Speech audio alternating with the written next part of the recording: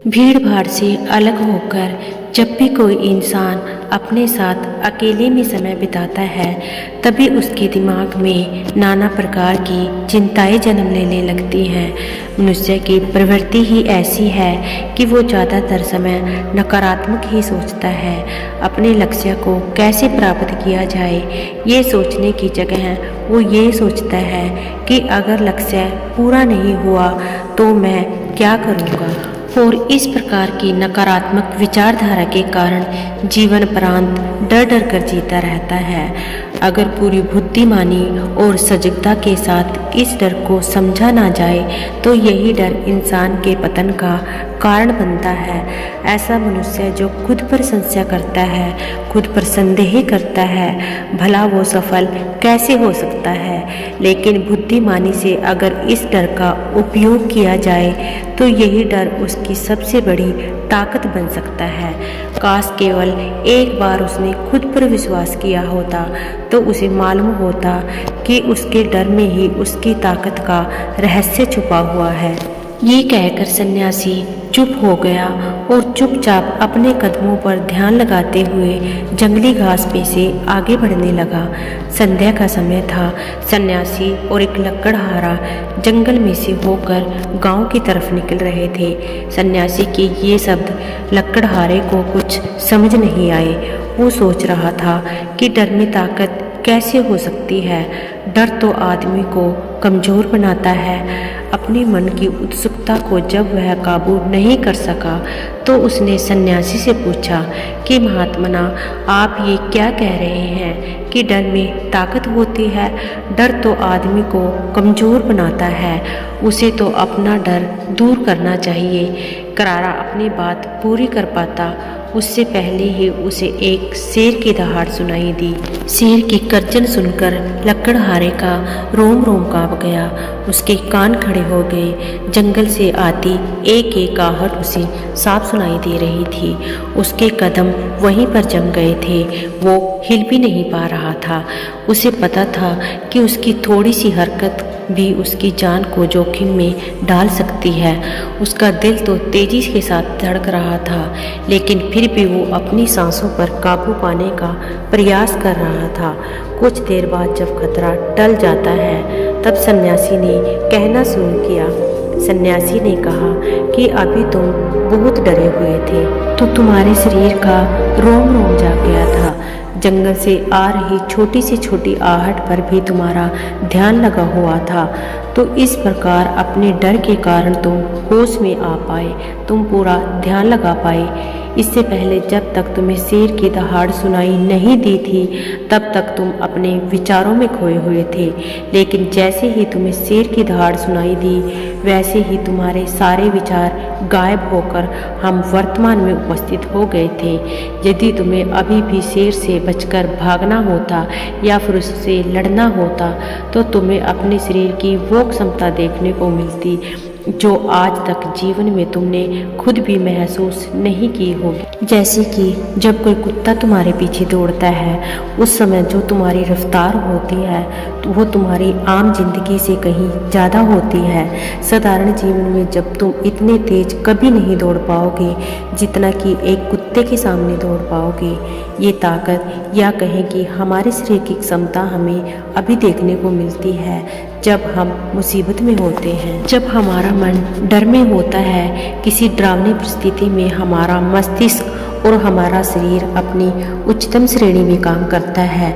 जो काम तुम आम जिंदगी में नहीं कर पाते हो वो तुम्हें डराकर कराया जा सकता है।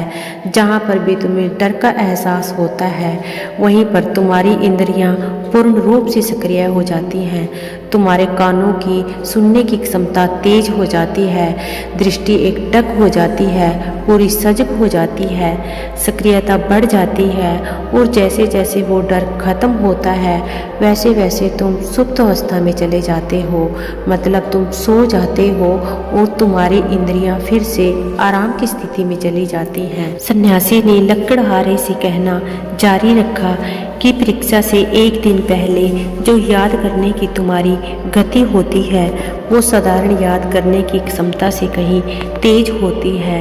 सिर्फ एक बार याद किया हुआ तुम्हें परीक्षा में याद रह जाता है और तुम जानते हो कि ये सब परीक्षा के डर से ही होता है। इसलिए डर को दूर करने की जगह इंसान को ये सोचना चाहिए कि वो अपने डर को ताकत कैसे बना सकता है। जिस प्रकार सुख और दुख, प्रकाश और अंधेरा एक ही सिक्के के दो पहलू होते हैं, उसी प्रकार डर और ताकत भी एक सिक्के के दो पहलू होते हैं। जिस प्रकार रोशनी के बिना अंधेरा पूर्ण नहीं होता, सुख के बिना दुख पूर्ण नहीं होता, उसी प्रकार डर के बिना ताकत का भी कोई महत्व नहीं है।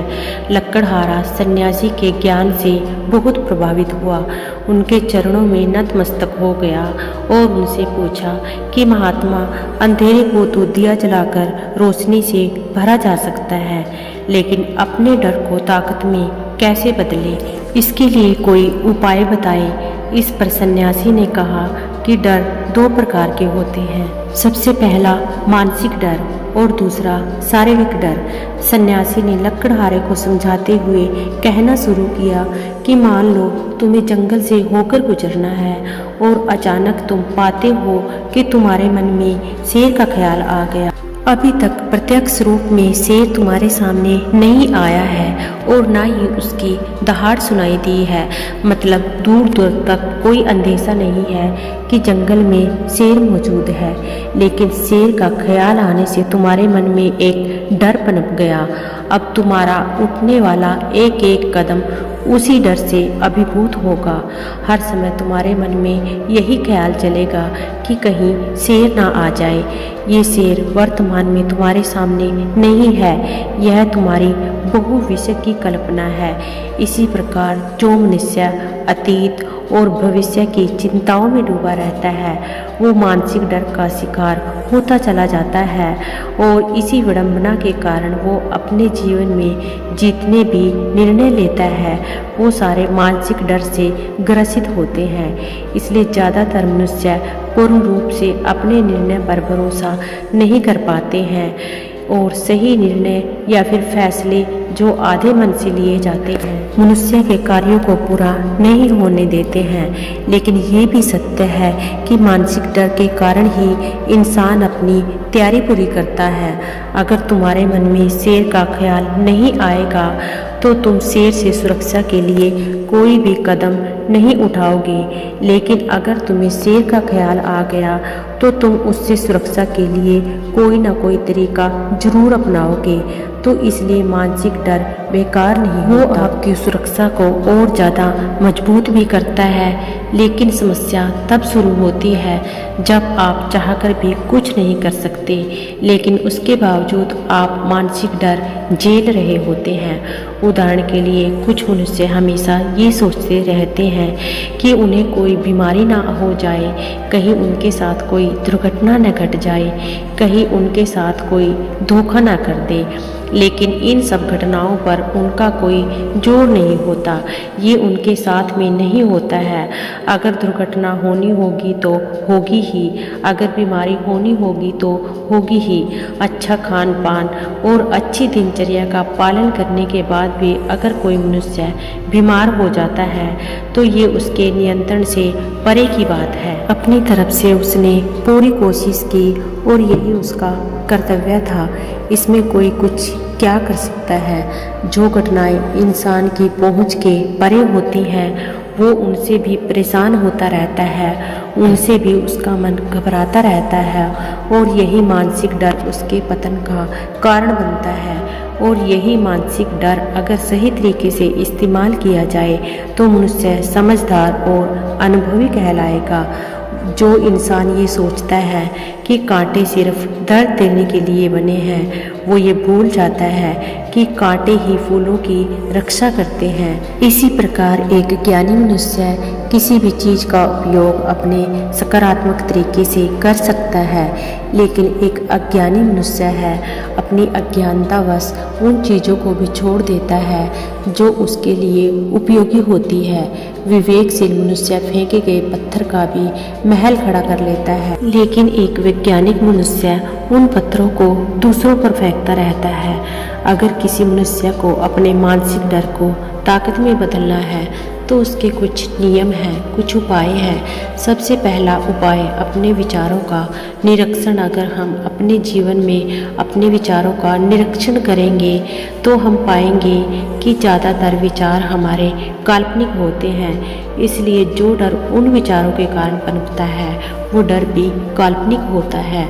ज़्यादा सोचने वाले लोगों को जब सोचने के लिए कुछ नहीं मिलता तो वो निरर्थक बातों के बारे में सोचने लगते हैं और वो बेकार के विचार उसे तो परेशान करते ही हैं, साथ के साथ उसके परिजनों को, उसके सगे संबंधियों को भी परेशान करते हैं। इसलिए ज़्यादा सोचने वाले लोगों को यह समझना चाहिए कि मन में उठ रहे तमाम विचारों में से काम के विचार कौन से हैं और बेकार के विचार कौन से हैं। जो निरर्थक विचार हो उन्हें दूर करते जाओ और जो सार्थक विचार हो उनको गहराई से सोचना शुरू करो, तभी तुम्हारी समस्याओं के, तुम्हारी उलझनों के उपाय निकलेंगे। मानसिक डर को दूर करने का दूसरा उपाय है उसका सामना करना।